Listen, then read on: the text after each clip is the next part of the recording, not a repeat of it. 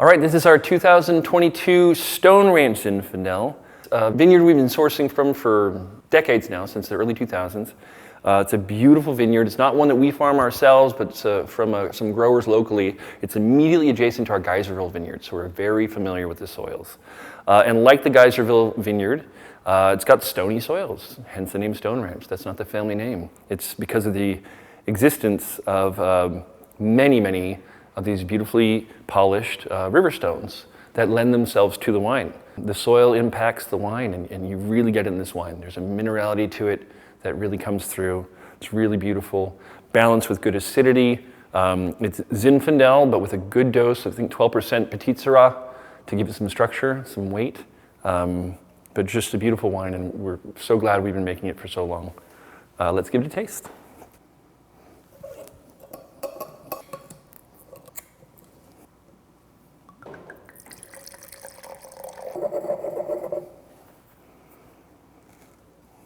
Beautiful deep ruby color. It really leaps out of the glass. Incredible in the nose. Bramble, raspberry, cassis. If I were tasting this blind, I would not be sure what this is. It's got so much complexity on the nose. It's not quite obviously Zinfandel. It could masquerade as a Syrah or even maybe a Bordeaux. Some eucalyptus and mint. Again, really jumps out of the glass. Beautiful aromatically. Great fruit profile. Pretty firm, chewy tannins. 2022 vintage was a challenging vintage in some ways. It was a bit warmer, drier winter preceding the vintage, a warm summer, and then a really hot fall. There's a heat wave that hit us second week of September, forcing us to really get in there and get the grapes off the vine in time, so we didn't get any cooked fruit. And I think we nailed it with this wine. It's got nice, beautiful, ripe flavors. Still retain great acidity, a wonderful vintage overall. A bit fatter than the 21s. Those were a little leaner. It was a cooler vintage in 21, 22. A riper style, a little more opulent. Really shows beautifully with this wine though.